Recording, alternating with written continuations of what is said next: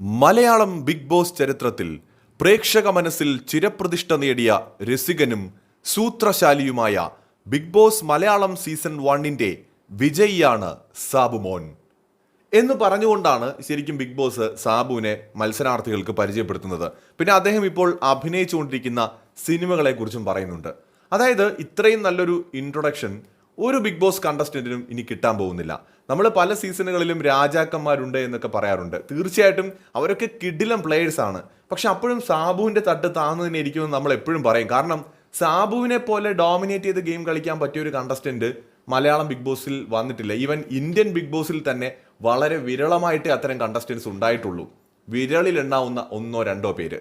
അപ്പൊ അത്രയും ഒരു അസാധ്യമായി ബിഗ് ബോസ് വീട്ടിൽ അടക്കി ഭരിച്ചിരുന്ന രാജാവോ ചക്രവർത്തിയോ സുൽത്താനോ ഒക്കെ ആയിരുന്നു സാബു. സാബുവിന്റെ ഗെയിം അത് വേറെ ലെവല് തന്നെയാണ്. കൂടുതൽ അപ്ഡേറ്റുകളുമായി വീണ്ടും കാണാം.